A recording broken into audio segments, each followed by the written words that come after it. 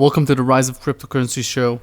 Today I'm with Tom Lee, one of the most prolific commentators on cryptocurrencies that we've seen in 2017. Some of his predictions have been truly fascinating and very, very accurate. Tom Lee, how are you today? I'm well, thanks. Thanks for asking. Tom, is the word cryptocurrency representing of the sector? I mean, the projects that developers and programmers are working on are not currencies at all for the most part. Is there a better, more accurate term for these projects? Uh, it's a great question. I'd almost say I see two reasons, both sides of this argument. Because one, I think the clearest use cases for what we're seeing with blockchain is financial corridors. So I think it makes sense to refer to these as cryptocurrencies.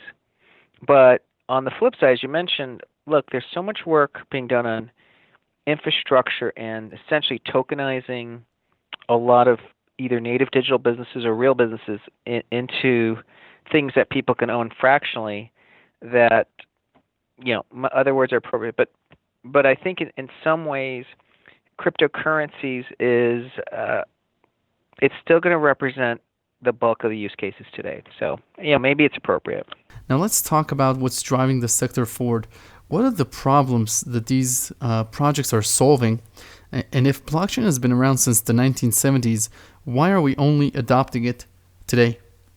Yeah. Well, blockchain is solving a lot of issues, and I think probably the most important, and I think the one that is the easiest to really understand it, what's driving it, is the need for really providing a type of trust that can exist in a digital world, right? Because in the physical world, trust drives so many businesses. I mean, it's the basis for why we leave money with banks. It's the basis for why we're comfortable, buying, products from a grocery store or even, any goods or services we use. It's all based on trust. And in the digital world, increasingly people are putting so much information in digital hands of a company that digital trust is central to any relationship. And so, blockchain, especially some of these decentralized layers, really create a type of trust that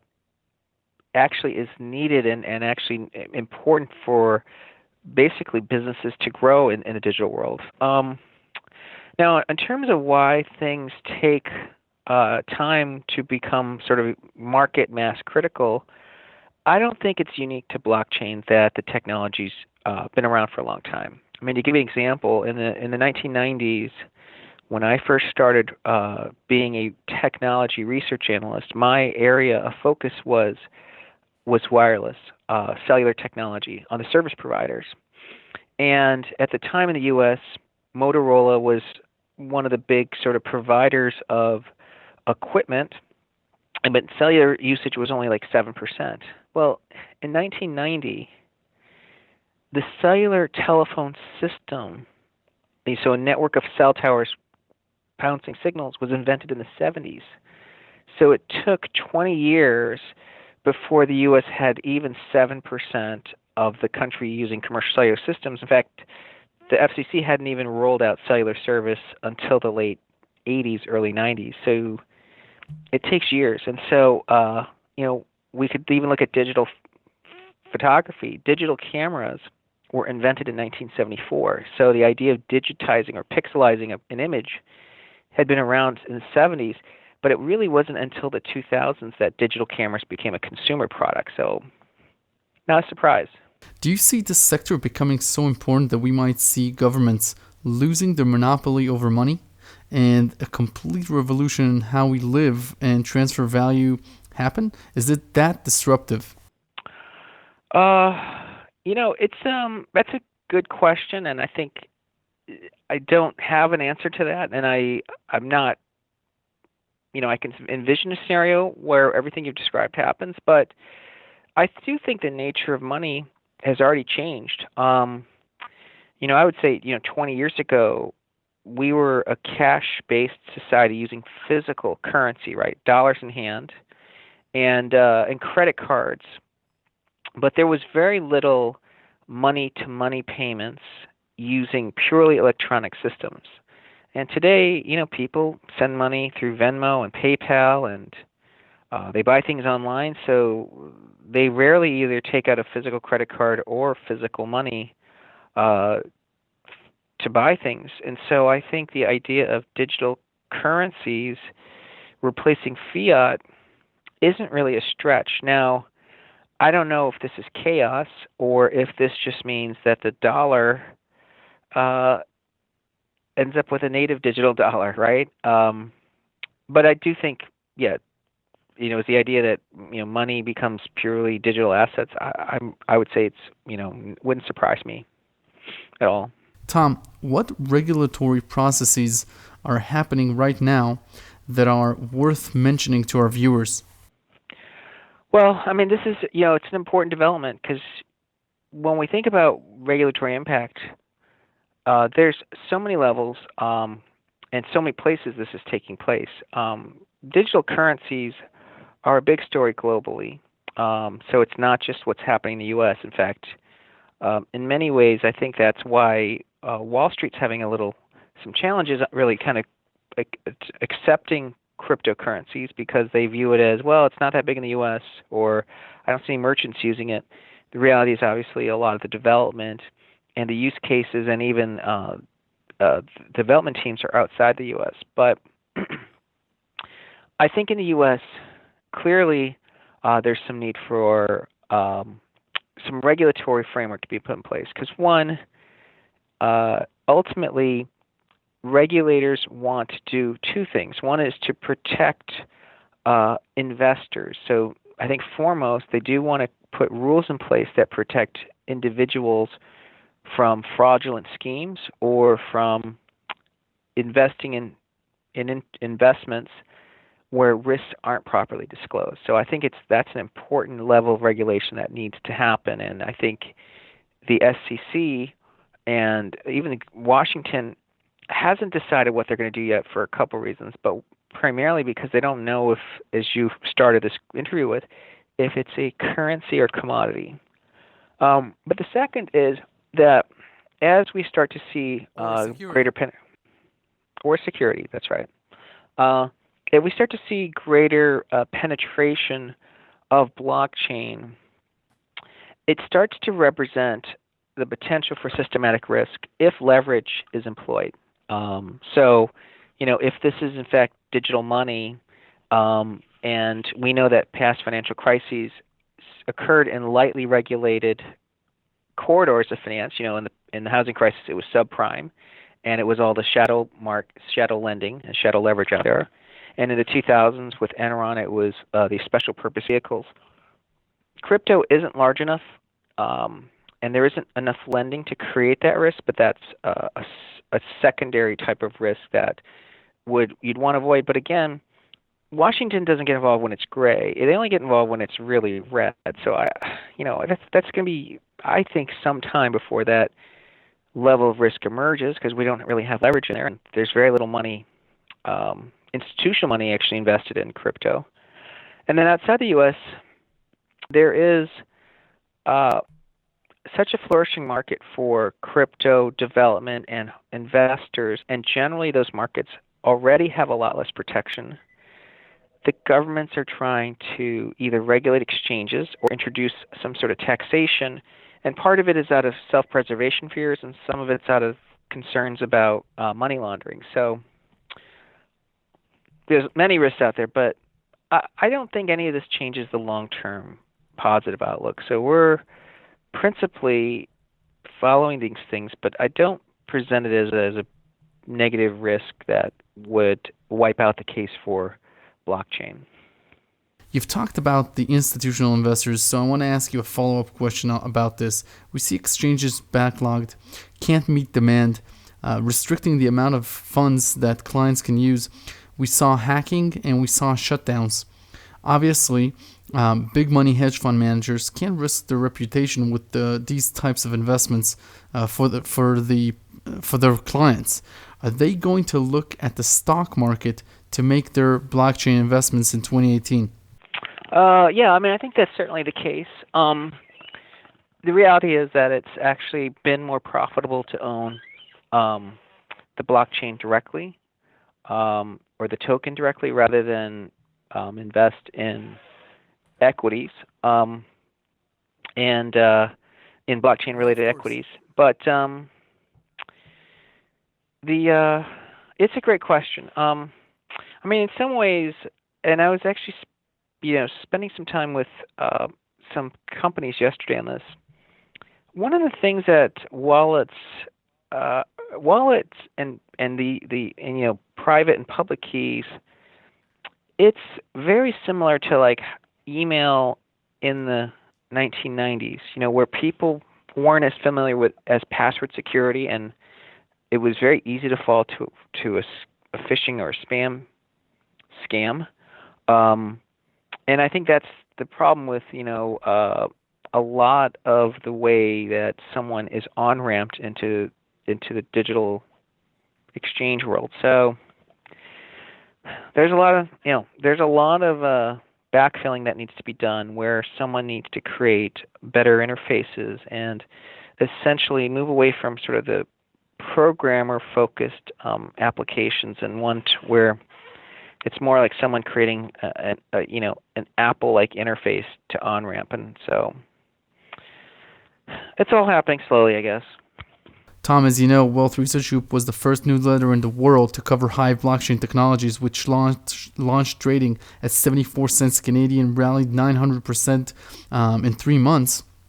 And like we discussed off the air, we nailed the bottom for Ripple to the hour, covering at 27 cents. Then we saw it soar 1,000% in 1 month. We've had big calls with Ethereum at $12, Bitcoin at 400, Dash at $30, Monero at $19. Let's talk about the stock market though, because I want to ask you, what do you think about the tax cuts and the cash held by the major banks? Is this part of the reason that many investors and many commentators thinks that stocks have a huge jolt and can rally hard from here on? Yeah, I mean, I think equity markets, and both the U.S. and globally, have upside. I do think one of the catalysts is tax cuts because of the money, the stimulus, as you mentioned. But I think that that's somewhat secondary to this recovery in global confidence. I mean, from 2009 to 2016, the global economy was recovering, but there was such a pall and overhang from the financial crisis that confidence really hadn't recovered, and now it's finally recovering. I mean, I think that's what's powering a lot of this move. And so, so I think it's supporting markets through year end. Tom, should we fear the Fed mismanaging rate hikes? Uh, yeah, I mean, look, central banks and central bank policy errors are reasons we end up having boom and busts. So it's really important to be worried about it. But at the moment, I don't think that I don't think there's any policy errors being made right now, because we just don't have a lot of inflation. And I think once inflation emerges globally, that's probably when you want to see a policy response. But there's still a lot of pent up demand, so I guess I'm not so worried about it today. Tom, do you think that retirement as an idea is over? Will we see people work until their 70s and 80s? Is the world demographically changing right now in a massive way?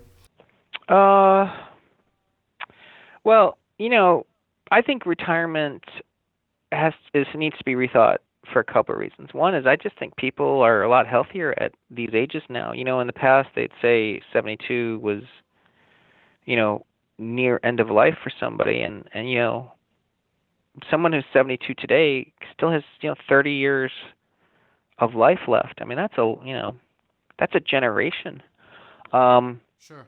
so I you know I think the notion of age has changed a lot, and I think that the U.S. is actually short weight labor right now. There are so many boomers retiring, and the millennials aren't coming in fast enough yet to offset that. So between now and 2022, the actual prime age workforce is shrinking for the first time ever, like in history. And so, it's kind of in some ways good for wage income because when you have shortage of workers, you're going to talk about the need to raise income plus robotics and automation, and that'll create a technology boom. But on the other hand, I do think someone who's in their 70s now should rethink retirement because they got a lot of life left, and I think that it's important to find work that's really engaging. So that's a good question.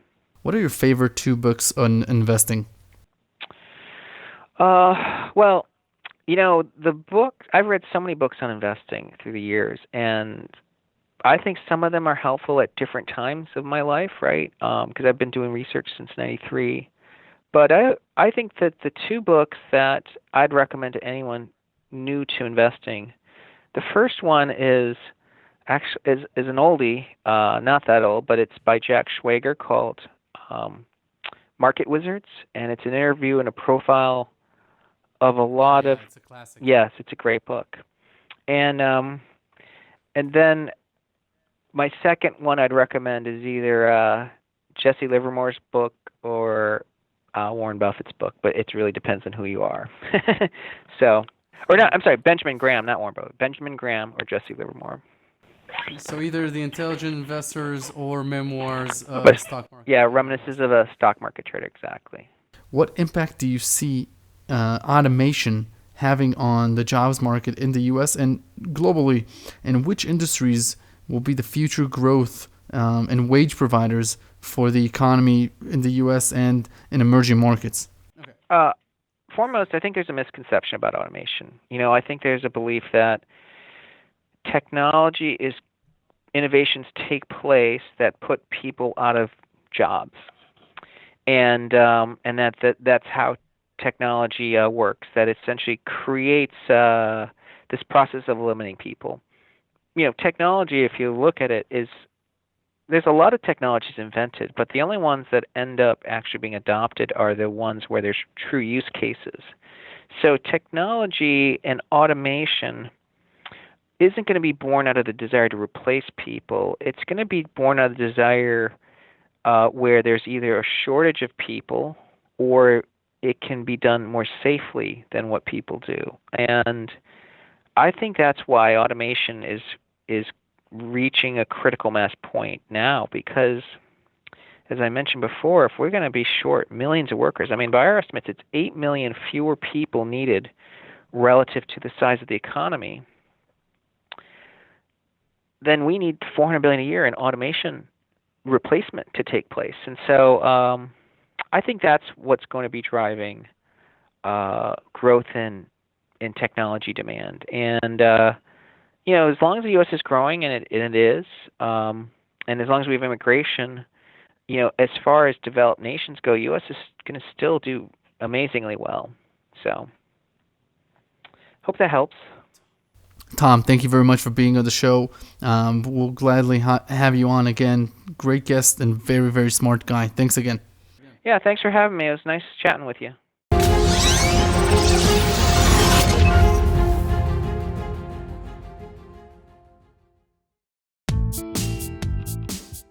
Tom Lee is one of the most level-headed financial commentators that I've seen in the cryptocurrency sector and in high-tech investments in general. Wealth Research Group sees the blockchain technology as one of the most important innovations of the digital era. Governments and regulatory bodies, especially in Asia, are crippling the excitement regarding cryptocurrencies right now, but they can't stop for a second the rapid adoption of blockchain-based applications to leading companies. On the 5th of January 2018, Wealth Research Group published 4 of its top altcoins for 2018 at wealthresearchgroup.com/top and the number 4. That's top 4. And later in January, we published our number 1 crypto for 2018 at wealthresearchgroup.com/top 1. That's top and the number 1. But as much as I'm excited about these cryptos, the massive gains can only come with blockchain stocks trading on the traditional markets with far less volatility. We've identified what might be the most well-positioned company in the world right now. In fact, it is so essential to the industry that one of the directors in the company happens to be the most important man in cryptocurrencies history. Make sure you become educated on this topic, and we will cover it thoroughly in the Wealth Research Group letter in February. Thanks for joining us.